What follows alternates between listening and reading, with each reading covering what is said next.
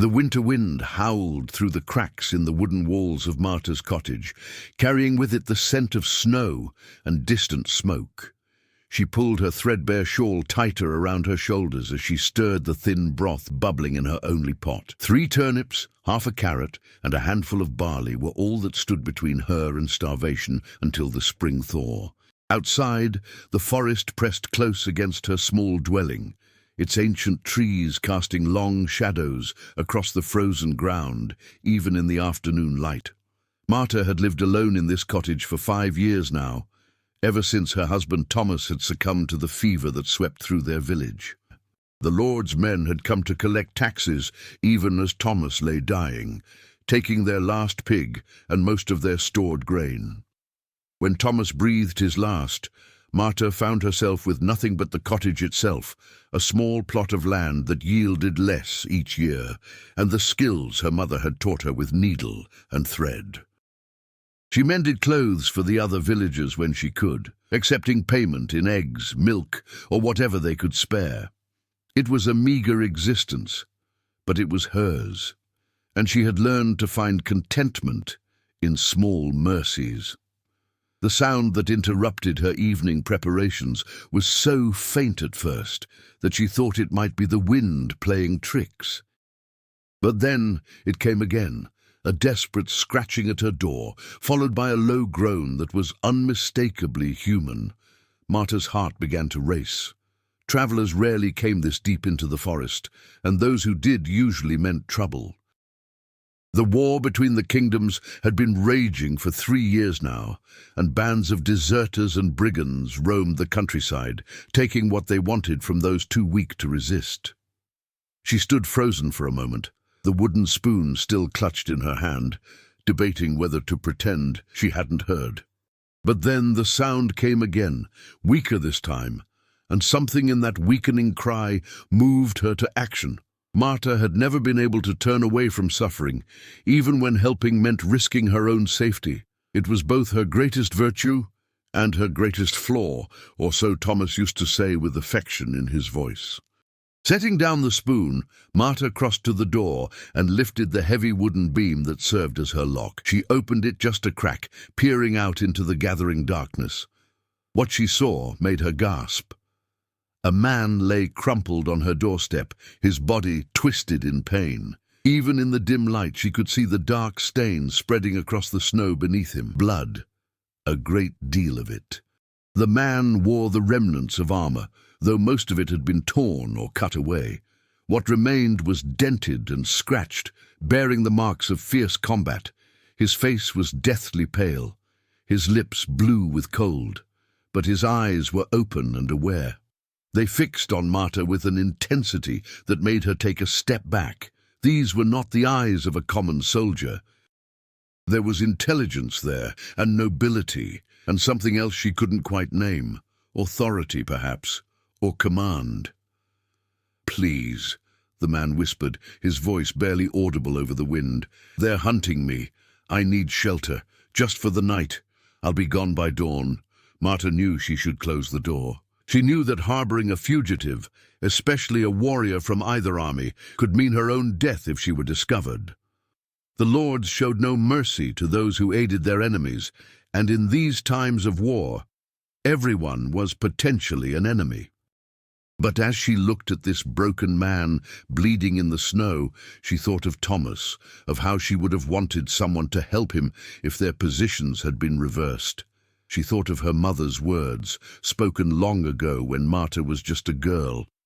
"We are judged not by how we treat those who can reward us, but by how we treat those who can give us nothing in return." "Can you walk?" she asked, already knowing she had made her decision. The man nodded weakly. Marta opened the door wider and reached down to help him. He was heavy, far heavier than she expected, and it took all her strength to help him stagger across the threshold. She could feel the warmth of his blood soaking through her dress as she supported his weight. Once inside, she lowered him as gently as she could onto her own sleeping pallet near the fire. It was the only bed in the cottage, and it would have to do. By the firelight she could see his injuries more clearly. A deep gash ran along his side, probably from a sword, and his left leg was twisted at an unnatural angle. There were smaller cuts and bruises covering every visible inch of skin. This man had been in a terrible battle, and by some miracle, he had survived it. "I need to see your wounds," Marta said, reaching for the knife she used to cut vegetables. The man tensed, his hand moving instinctively toward a weapon that was no longer there. "I'm going to cut away your clothes," she explained patiently. "I can't help you if I can't see where you're hurt." Boom. The warrior relaxed slightly and nodded. As Marta cut away the blood-soaked fabric, she tried not to think about how much trouble she was inviting into her life. Instead, she focused on the practical matters at hand. She had helped birth babies in the village and had tended to Thomas during his illness. She knew something of wounds and healing, though nothing on this scale. The gash along his ribs was the worst of it, deep enough that she could see bone in places it would need stitching. Marta gathered her supplies, meager as they were. Clean water from the pot she kept by the fire, the last of her honey to prevent infection, thread and a needle, and a bottle of spirits that she had been saving for some undefined emergency. If this wasn't an emergency, she didn't know what was. "This will hurt," she warned, pouring some of the spirits over the wound to clean it. The warrior's body went rigid, every muscle tensing, but he made no sound beyond a sharp intake of breath. Marta worked quickly, her needle moving with the same practiced precision she used when mending clothes. The warrior's skin was tougher than fabric, harder to pierce, but she persevered. Stitch by stitch, she drew the edges of the wound together, pausing occasionally to wipe away fresh blood. As she worked, she became aware that the warrior was watching her face. Not his wounds, not her hands, but her face. It made her self-conscious in a way she hadn't felt in years. She knew what she looked like. Years of hard living had left their mark. Her hands were rough and calloused, her face lined before its time, her hair streaked with premature grey. She was only 32, but she looked at least a decade older. "What's your name?" the warrior asked suddenly, his voice stronger now despite the pain he must be feeling. "Marta," she replied, not looking up from her work. "And you needn't tell me yours. It's better if I don't know." "I am Roland," he said anyway, "and you should know my name, because I will remember yours for as long as I live." There was something in the way he said it that made Marta pause. It wasn't a flirtation or empty flattery. It was a vow, spoken with the same intensity she had seen in his eyes when she first opened the door. She finished the last stitch and tied it off, then moved to examine his leg. "It's not broken," she said after careful prodding that made Roland hiss through his teeth. "Badly twisted, but not broken. You're lucky." "Lucky?" Roland repeated with a bitter laugh. "Yes, I suppose I am. Luckier than my men, at least. They're all dead, every single one of them." Marta said nothing as she wrapped his leg with strips torn from an old blanket. What could she say? She had no comfort to offer for that kind of loss. Instead, she worked in silence, binding his wounds, covering him with her own blanket, and then ladling some of the thin broth into a wooden bowl. "You need to eat," she said, helping him sit up enough to drink. "It's not much, but it's hot." Roland took the bowl with trembling hands and drank deeply. When he finished, he looked at her with those intense eyes again. "Why are you helping me? You could have left me to die. It would have been safer for you." Marta shrugged, uncomfortable with the question. "I couldn't just leave you there." "Most would have," Roland said quietly. "Most did. I passed 3 other cottages before I reached yours. They all turned me away. Then they made their choice, and I made mine," Marta said simply. She took the empty bowl and turned away to hide the flush she felt rising in her cheeks. She wasn't used to such direct attention, especially not from someone like this. Even wounded and broken, there was something commanding about Roland, something that suggested he was accustomed to being obeyed. As the night deepened, Marta built up the fire and settled herself on the floor near the hearth. She had given Roland her pallet, which left her with only the cold wooden boards and the warmth of the flames. She had slept in worse conditions. The important thing was that Roland seemed to be resting more easily now. His breathing had steadied, and the deathly pallor had faded somewhat from his face. She must have dozed off eventually, because she woke with a start to find the fire burned low and the cottage filled with the grey light of early dawn. For a moment she couldn't remember why her back ached so fiercely, or why there was a strange man lying in her bed. Then it all came flooding back. Roland, the blood, the wounds, the dangerous choice she had made. Marta pushed herself stiffly to her feet and looked at her patient. Roland was awake, his eyes tracking her movements. In the morning light she could see him more clearly. He was younger than she had first thought, perhaps in his late 30s, with strong features and dark hair shot through with silver at the temples. There was a scar along his jawline, old and faded, suggesting this was not his first battle. "How do you feel?" she asked, moving to check his bandages. "Like I was trampled by horses, and then stabbed repeatedly," Roland replied, but there was a hint of humor in his voice. "So, better than I expected." The bandages were bloodied but not soaked through. That was a good sign. Marta had worried all night that her stitches wouldn't hold, that he would bleed out while she slept. She began to rewrap the wounds with fresh cloth torn from another old blanket. Her store of supplies was dwindling rapidly, but she couldn't bring herself to regret it. "I said I'd be gone by dawn," Roland said as she worked. "But I don't think I can walk yet. Another day, perhaps, 2 at most. Then I'll leave and you'll never see me again." "A day you'll leave when you're able to," Marta said firmly. "Not before. If you try to go now, you'll only get a few miles before you collapse again. Then what good would my help have been?" Roland studied her for a long moment. "You're a remarkable woman, Marta. Does anyone ever tell you that?" "No," she said honestly. "I'm just a poor widow trying to survive the winter." "There's nothing remarkable about that." "I disagree," Roland said softly, "but I won't argue with you. You've already done far more for me than I had any right to expect." The day passed slowly. Marta fed Roland more broth and gave him water from her well. She changed his bandages twice more and was relieved to see that the wound showed no signs of infection. The honey seemed to be doing its job.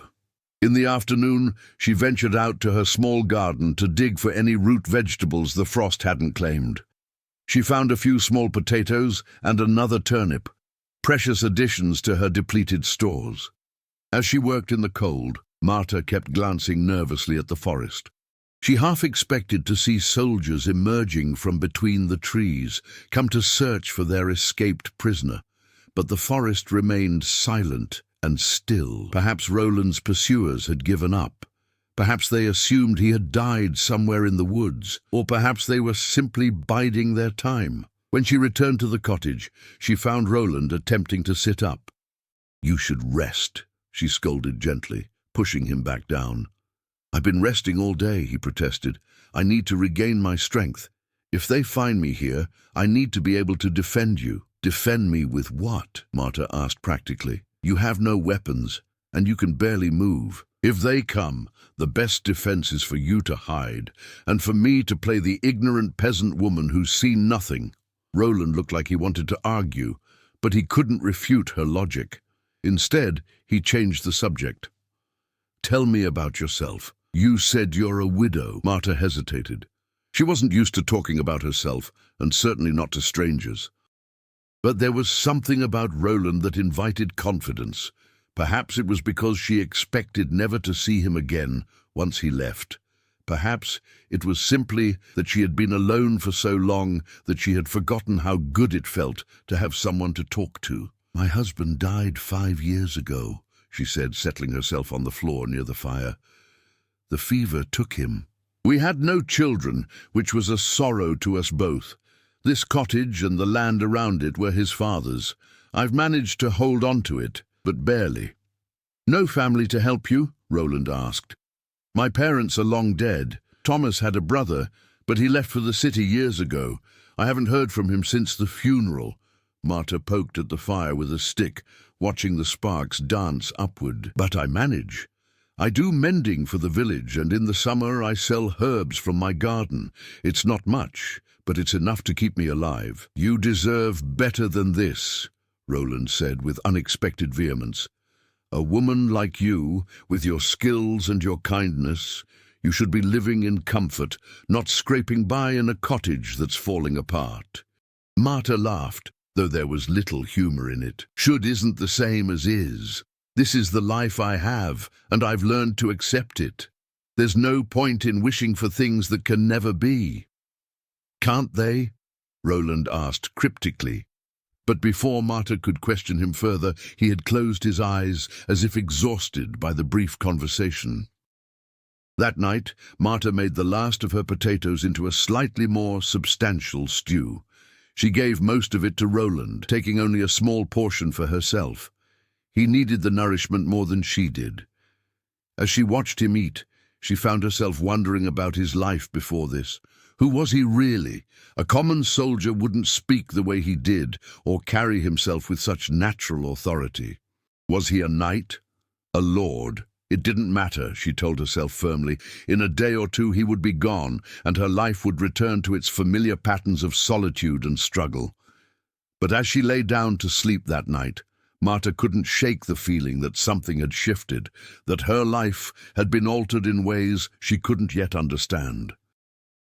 It was an unsettling feeling, and she pushed it away, focusing instead on practical concerns, like how she would replenish her food stores and whether Roland's wounds would heal clean. She woke the next morning to a sound that froze her blood. Voices, many voices, and the thunder of horses' hooves shaking the ground. Marta sat bolt upright, her heart hammering in her chest. They had come. Whoever had been hunting Roland, they had finally tracked him to her door. She was going to die. They both were. Roland was already awake, his face grim. "Get behind me," he ordered, trying to push himself up despite his wounds. "Don't be foolish," Marta hissed. "You can't even stand."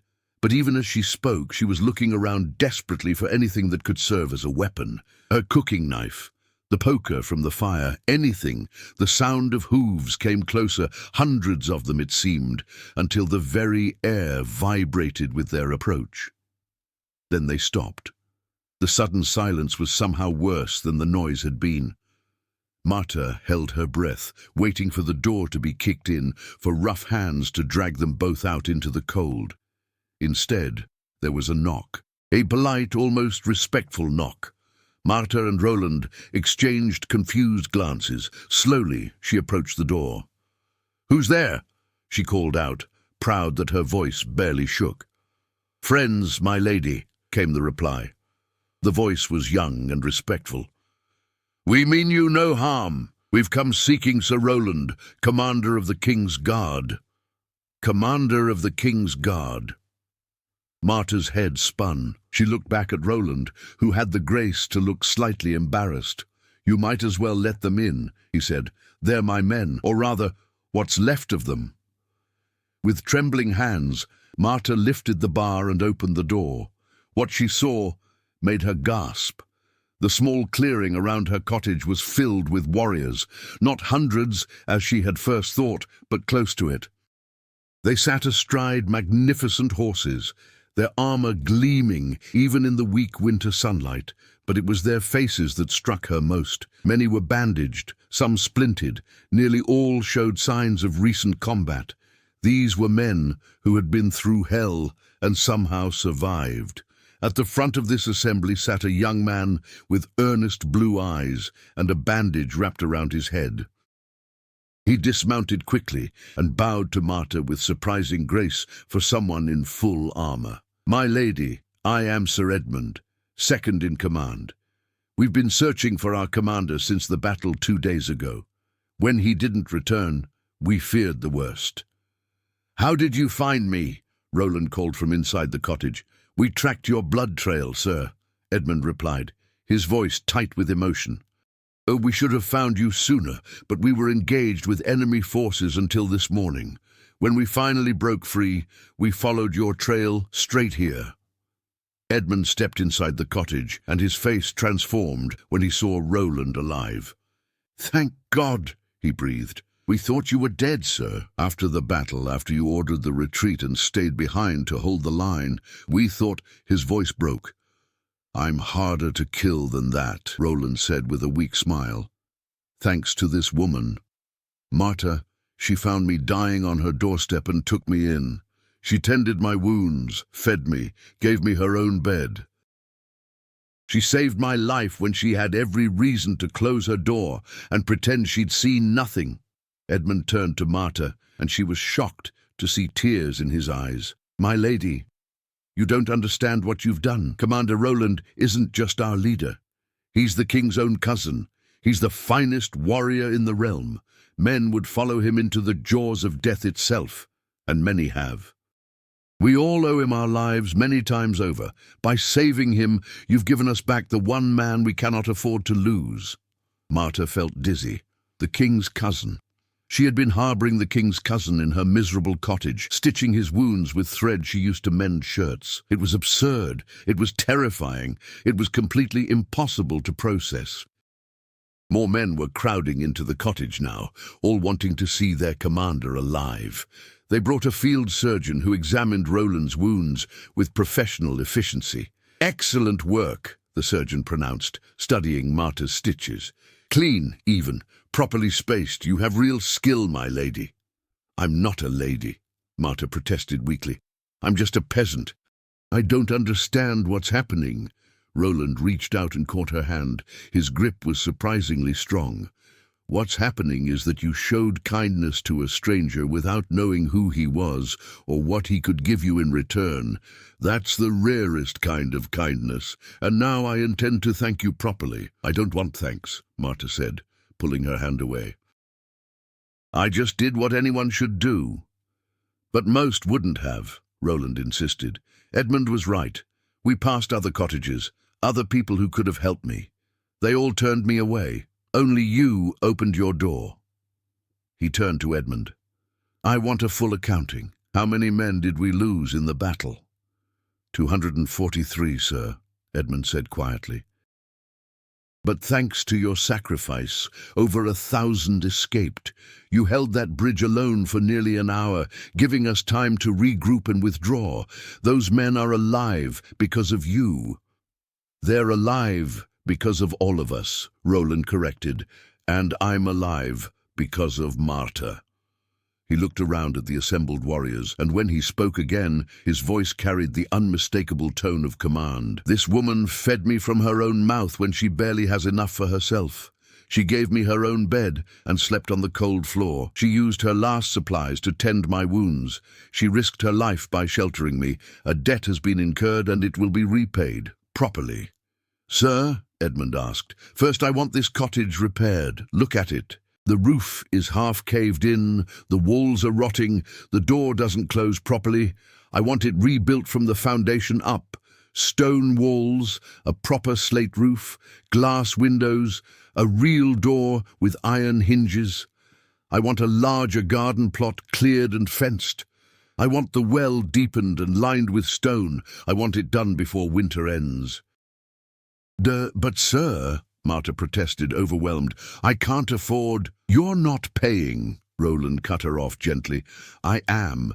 Consider it a small down payment on the debt I owe you. Second," he continued, addressing his men, "I want this cottage stocked with provisions.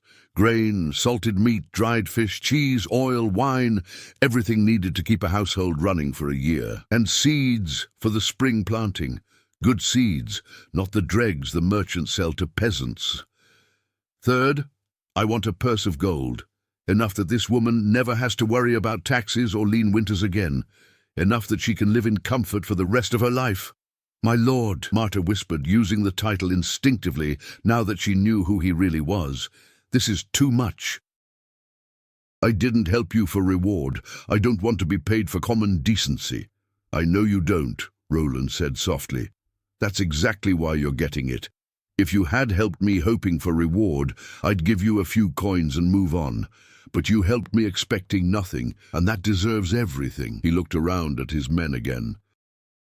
Finally, I want every man here to remember this cottage and this woman, martyr of the woods, who sheltered the commander of the king's guard when he was broken and bleeding. Let word spread throughout the army and throughout the realm. This woman is under my protection and the protection of the crown. Anyone who threatens her, cheats her, or does her wrong in any way will answer to me personally. Is that understood? Yes, sir. The response came from dozens of throats at once, a thunder of agreement that shook the small cottage. Marta sank down onto her stool, overwhelmed. This couldn't be happening. Things like this didn't happen to women like her. She was nobody, nothing, just a poor widow trying to survive. And now the king's cousin was promising to rebuild her life from the ground up. The cottage, already small, became impossibly crowded as men began organizing the work. Some were sent to the nearest town to purchase supplies. Others were dispatched to bring craftsmen from the capital. Still others began the work of clearing the area around the cottage, cutting down trees to make space for the improvements Roland had ordered. Through it all, Roland remained on the pallet, directing operations like a general commanding an army, which, Marta supposed, was exactly what he was. The field surgeon insisted he needed several more days of rest before he could be moved safely, and Roland used that time to ensure his orders were carried out to the letter. Over the next 3 days, Marta watched in stunned amazement as her world was transformed. The old cottage wasn't just repaired but completely rebuilt. Skilled masons laid a foundation of stone and raised walls that would stand for generations. Carpenters crafted a new roof with such precision that not a single drop of rain would ever leak through. A glass window was installed, a luxury so profound that Marta found herself just staring at it in disbelief. She had never lived in a house with glass windows before. The interior was furnished with pieces brought from the capital. A real bed with a proper mattress, a sturdy table and chairs, shelves for storing food, a larger hearth with a proper chimney, chests filled with blankets, clothes, household goods. It was no longer a peasant's cottage, but a comfortable home that any minor noble would be proud to inhabit. The garden was expanded to 3 times its former size, with rich soil brought in to replace the exhausted earth. A chicken coop was built and filled with laying hens. A small barn was erected, and a cow was installed in it, placidly chewing hay as if she had always lived there.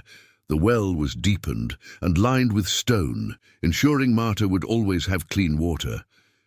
But it was the storehouse that truly astounded her. A separate building was constructed to hold the provisions Roland had ordered, and it was filled to bursting. Sacks of grain and flour, barrels of salted pork and dried fish, wheels of cheese wrapped in cloth, jars of oil and honey, dried fruits and vegetables, enough food to feed a family for a year, given to a woman who lived alone. On the 3rd day, Edmund presented her with a leather purse heavy with gold coins. "From Commander Roland," he said formally, "to ensure your continued comfort and security." Marta took the purse with shaking hands. She had never held so much money before.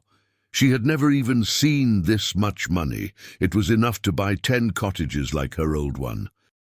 It was enough to live like minor nobility for the rest of her life. It was completely overwhelming. That evening, Roland was finally strong enough to sit up without assistance. The surgeon had pronounced him fit to travel, though he recommended another few days of rest. Roland overruled him. "I've imposed on Marta's hospitality long enough," he said. "It's time I returned to my duties." Marta felt a strange pang at those words. Over the past 3 days, she had grown accustomed to his presence. They had talked when he was well enough, sharing stories of their lives. She had learned about his childhood in the capital, his training as a warrior, the battles he had fought and the men he had lost. In turn, she had told him about her life in the village, about Thomas and their dreams of starting a family, about the small joys she found in her solitary existence. Now he was leaving, and she realized with surprise that she would miss him. But of course he had to go. He was the king's cousin, the commander of the guard. He had responsibilities far beyond the small world of her cottage. Their paths had crossed by chance, and now they would diverge again. That was simply how life worked. Roland was watching her face as she thought this, and something in his expression suggested he understood what she was feeling. "I'll come back," he said quietly, "to check on the work and make sure everything has been done properly. A few weeks, a month at most." "Now you don't need to," Marta said, but her voice lacked conviction. "I want to," Roland replied simply. "You saved my life, Marta. That creates a bond that isn't easily broken." The next morning, the warriors assembled in formation outside the new cottage. Roland, dressed in fresh armor brought from the capital, stood at their head. He had insisted on walking out under his own power, though Marta could see the effort it cost him. His face was pale, and he moved carefully, but his bearing was erect and commanding. Before mounting his horse, he turned to Marta one last time. The entire army watched as he bowed to her, a deep, formal bow of the kind usually reserved for royalty. "My Lady Marta," he said clearly, his voice carrying across the clearing, "you have done a great service, not just to me, but to the kingdom. The men standing here are alive because you preserved their commander. Their wives will see their husbands again. Their children will know their fathers, all because you opened your door to a dying stranger. I swear to you now, before all these witnesses, that you will never want for anything as long as I live. You have a friend in Roland of the House of Thorn, commander of the King's Guard, cousin to the crown. If you ever need anything, send word to the capital and I will come." He reached out and pressed something into her hand. It was a ring, heavy gold set with a red stone. "This is my signet ring," he explained. "Show it to any soldier, any official, anyone in the kingdom, and they will know you speak with my authority. Guard it well." Marta stared at the ring, unable to speak. It was worth more than her cottage had been worth before Roland's renovations. It was a symbol of power and authority beyond anything a woman in her position should possess. It was terrifying and awe-inspiring in equal measure. "I can't accept this," she finally managed. "You already have," Roland said with a smile. "It's yours. Use it wisely." He mounted his horse with some difficulty, though he tried to hide it. The warrior who had been so broken and vulnerable in her cottage was once again the commander, sitting tall in the saddle, every inch the noble warrior. He raised his hand, and the entire company of warriors saluted her in unison, a precise military movement that spoke of years of training and discipline. Then they were gone, thundering back through the forest the way they had come. Marta stood in front of her new cottage, the ring heavy on her finger, and watched until the last horse had disappeared from sight. The silence that followed was profound. For 3 days her world had been full of noise and activity, and dozens of men working tirelessly. Now she was alone again, but not quite the same alone as before. Marta turned to look at her new home, really look at it for the first time, without the distraction of work and workers. It was beautiful, solid and well built, with smoke rising cheerfully from the chimney and glass glinting in the windows. It was the home she and Thomas had always dreamed of, but never thought they could afford. A sound made her turn. A group of villagers stood at the edge of the clearing, drawn by the commotion of the past few days. Among them was Martha's closest neighbor, a woman named Agnes, who had occasionally traded eggs for mending work. Agnes was staring at the new cottage with her mouth open. "Marta," she called uncertainly, "what happened here? We heard there were soldiers, hundreds of them, and then all this building. What's going on?" Marta took a deep breath. The story would spread through the village within hours, she knew. By tomorrow, everyone in the region would know that poor widow Marta had sheltered the commander of the King's Guard and been rewarded beyond measure. Some would be happy for her. Others would be jealous. Some might even be resentful. That was human nature. But as she looked at her new home and felt the weight of the signet ring on her finger, Marta realized she didn't care what others thought. She had acted according to her conscience, helping someone in need without thought of reward. The fact that she had been rewarded anyway was simply fortune, not something she needed to feel guilty about. "Come," she said to Agnes and the other villagers. "I'll make tea, and I'll tell you everything." As they crowded into her new cottage, exclaiming over the furnishings and the glass windows, Marta put water on to boil and began her tale. She told them about the knock on her door, the wounded warrior, the choice she made to help despite the risk. She told them about waking to find 1,000 warriors outside her cottage, about learning that the man she had sheltered was the king's own cousin, about the transformation of her cottage and her life. The villagers listened in rapt attention, and when she finished, there was a long moment of silence. Then Agnes reached across the table and took Marta's hand. "You did a good thing," she said simply, "a brave thing, and you deserve this reward." Others nodded in agreement. Though Marta could see the envy in some faces, she couldn't blame them. They were all struggling to survive, all one bad harvest or one illness away from ruin. Why should she be the one lifted out of poverty? What made her special? But Agnes spoke again, answering the unspoken question. "We all had the same choice, didn't we? Sir Roland said he passed other cottages before he reached Marta's. He could have knocked on any of our doors, but he didn't. And even if he had, would we have opened them? I'll be honest, I don't know if I would have. It's too dangerous, too risky." But Marta did open her door. She made a different choice than we would have made, and she earned a different outcome. That's not luck, that's courage. The words settled something in Marta's chest, some worry she hadn't even fully acknowledged. Agnes was right. This hadn't been luck. It had been a choice, a difficult choice that could easily have gone wrong. She had earned this reward through her actions, not through fortune or favor. As winter slowly gave way to spring, life settled into a new rhythm. Marta still did mending for the villagers, but now she could afford to charge less or work for free when someone truly couldn't pay. She shared food from her storehouse with those who were struggling. She helped younger women with their weaving and sewing, teaching them the skills her mother had taught her. The new cottage became something of a community center, a place where people gathered not just because Marta had good tea and comfortable chairs, but because she had always been kind and now had the means to express that kindness more fully. 6 weeks after Roland's departure, Marta was working in her expanded garden when she heard the sound of a single horse approaching. She looked up, shading her eyes against the spring sun, and felt her heart skip a beat. It was Roland. He dismounted and walked toward her, moving with only a slight stiffness that suggested his wounds had healed well.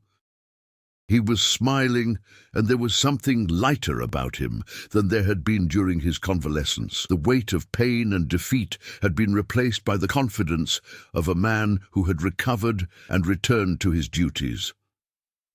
"My Lady Marta," he said, bowing with a hint of humor, "I've come to inspect the work and ensure my orders were carried out properly." "You can see they were," Marta replied, gesturing at the cottage and the surrounding improvements. "Your men were very thorough." "May I?" Roland asked, nodding toward the cottage. "Of course. It's your work, after all." They walked through the cottage together, and Roland examined everything with a critical eye. He checked the stones in the walls for gaps, tested the sturdiness of the furniture, peered up the chimney to ensure it drew properly. Finally, he nodded in satisfaction. "Well done. This is quality work that will last for generations." "It's far more than I ever dreamed of," Marta said softly. "I still can't quite believe it's real."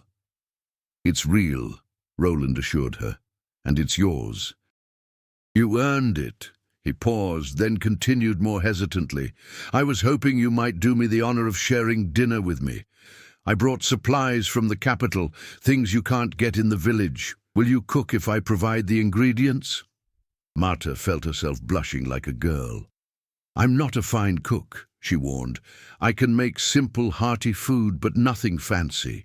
"Simple and hearty is exactly what I want," Roland said with a grin. So Marta cooked while Roland built up the fire and told her stories of court life and the recent campaign. The food he had brought was indeed extraordinary. Fresh meat, not salted. vegetables she had only heard of, spices whose names she didn't know. She did her best with them, relying on instinct and the basic cooking principles she knew. The result was a meal far better than either of them had expected. They ate at her new table, using her new dishes, and Marta found herself laughing more than she had in years. Roland had a gift for storytelling, making even mundane events sound entertaining. He told her about the politics of the court, the king's advisors who were always scheming, the young knights eager to prove themselves, the old warriors who had seen everything. As the evening wore on and they sat by the fire, the conversation turned more serious. "I want to tell you about the battle," Roland said. "The one where I was wounded. You have a right to know what you saved."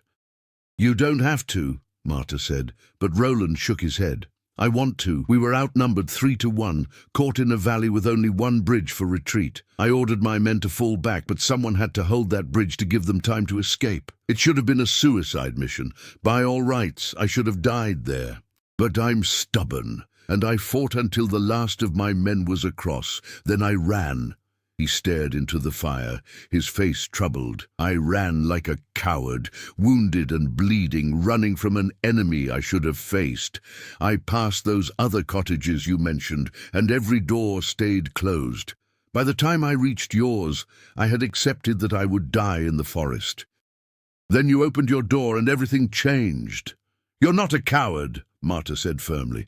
"A coward wouldn't have stayed on that bridge. A coward wouldn't have sacrificed himself for his men." "Thank you for saying that," Roland replied. "But the point is, when I was at my lowest, when I had nothing to offer and everything to lose, you helped me. That's something I'll never forget." They sat in comfortable silence for a while, watching the flames dance. Finally, Roland spoke again. "I need to return to the capital tomorrow.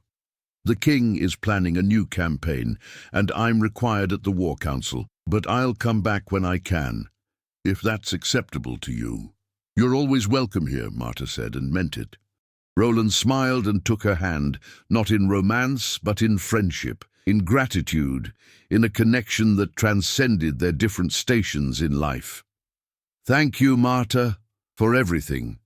He returned to the capital the next morning, but it wasn't the last time Marta saw him.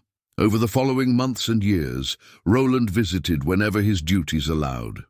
Sometimes he came alone, sometimes with a few of his men. He always brought gifts, far more than Marta needed or wanted, but she learned to accept them with grace. They would share meals and conversation, and Marta came to value these visits more than she could express. Roland never spoke of romance, and neither did Marta.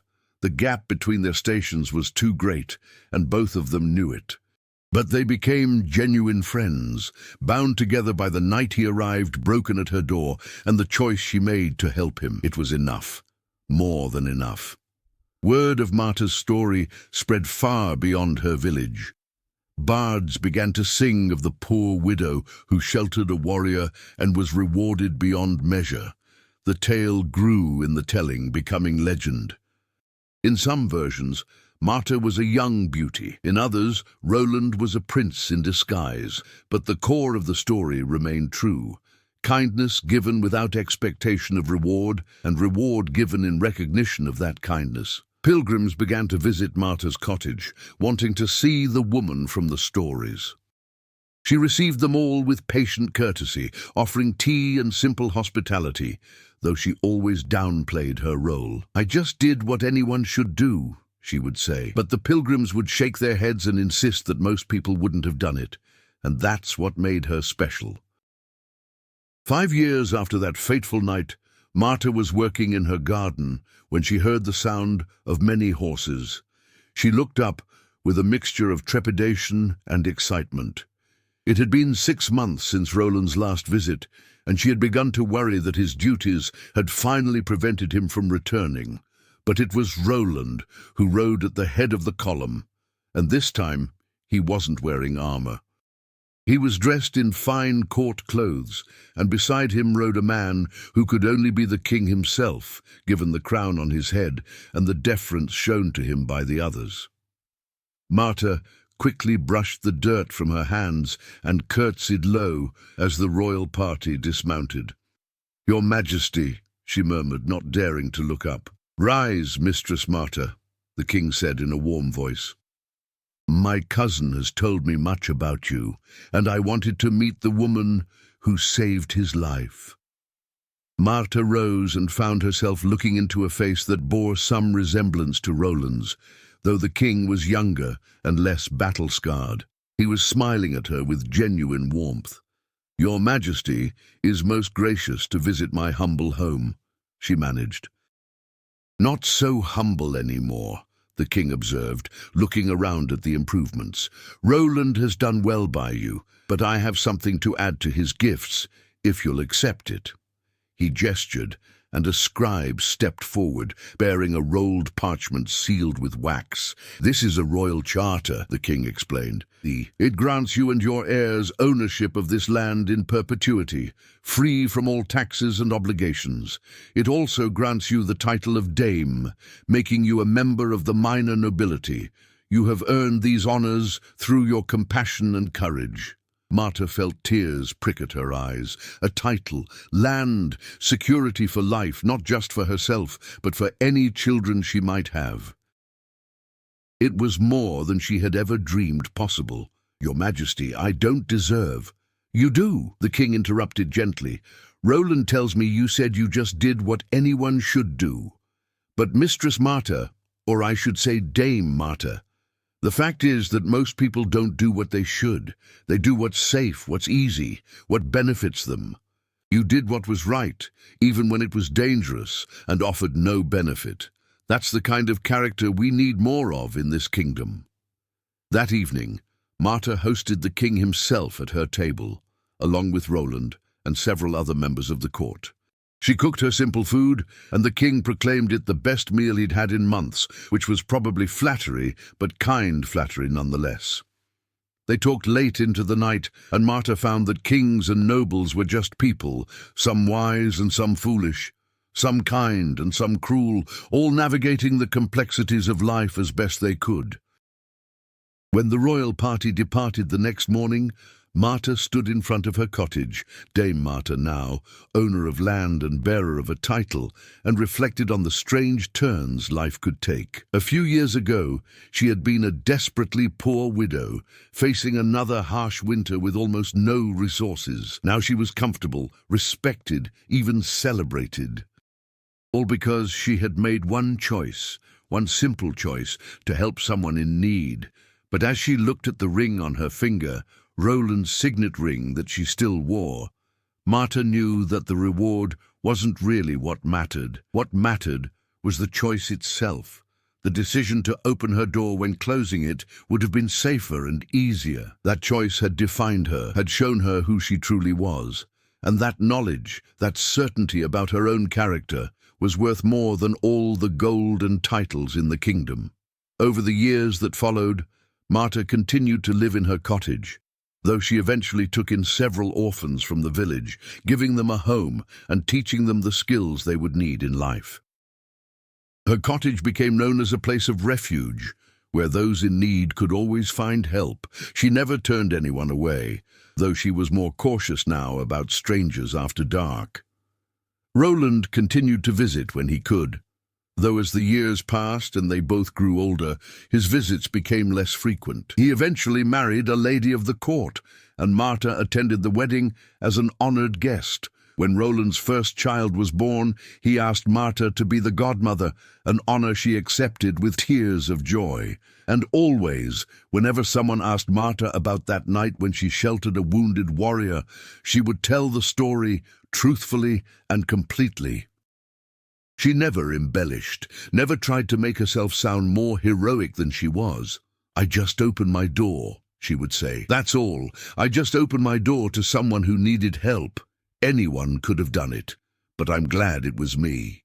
Many years later, when Marta was an old woman with silver hair and grandchildren, who weren't her own by blood, but were hers in every way that mattered, Roland came to visit one last time. He was old too now, his hair white and his step slow, but his eyes still held that same intensity she remembered from the night they met. They sat by the fire in her cottage, the same cottage that had been rebuilt so many years ago, and talked about all that had happened since that winter night. "I've been thinking," Roland said slowly, "about that night, about the choice you made. I've spent my whole life serving the kingdom, fighting battles, protecting the realm. I've done things I'm proud of and things I regret. But nothing I've ever done has had the impact of what you did that night." "How can you say that?" Marta asked, surprised. "You've saved countless lives, won victories that protected the kingdom."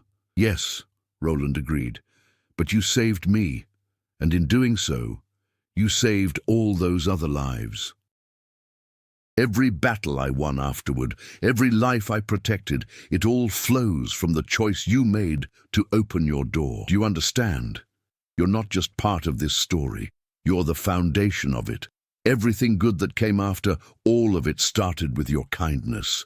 Marta felt tears rolling down her wrinkled cheeks. "I never thought of it that way." "Think of it now," Roland said gently. "And be proud, not proud in the sense of vanity, but proud in the sense of satisfaction.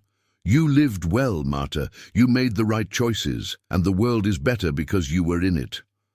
Roland passed away a few years later, and at his funeral the king himself told the story of the poor peasant woman who sheltered a wounded warrior. It had become the defining story of Roland's life, the moment that symbolized everything he stood for: honor, courage, loyalty, and the recognition that true nobility had nothing to do with titles and everything to do with character. Marta outlived Roland by several years, long enough to see the orphans she had raised grow into fine men and women, long enough to hold their children and know that her legacy would continue. When she finally passed away peacefully in her sleep at the age of 78, the funeral was attended by nobles from across the kingdom, all coming to pay respects to the woman who had become a legend. They buried her in the small cemetery near her cottage, and the king himself commissioned a statue to mark her grave. It showed a simple woman in peasant clothes, standing with her hand extended in welcome. The inscription read, "Dame Marta, who opened her door when others closed theirs. May we all have such courage." And that, in the end, was the true reward. Not the cottage or the gold or the title, though those were certainly appreciated. The true reward was knowing that she had lived according to her values, that when tested, she had not been found wanting. The true reward was the knowledge that one choice, one simple act of kindness, had rippled out through the years, touching countless lives and becoming a story that would be told for generations. Because in the end, that's what matters. Not what we have, but what we do. Not what we receive, but what we give. And Marta, poor peasant woman who became Dame Marta, had given something precious to the world. She had given an example of what it means to be truly human, to see another's suffering and respond with compassion rather than fear. And for that, she deserved every reward she received and more besides. If you enjoyed this story of courage, kindness, and unexpected rewards, please take a moment to like this video and subscribe to our channel for more medieval tales. We'd also love to hear from you in the comments below. Tell us, what would you have done if a wounded stranger appeared at your door in the middle of the night? Would you have had the courage to help, or would fear have kept your door closed? Share your thoughts, and let's continue this conversation about the choices that define us. Thank you for listening, and until next time, may you always choose kindness.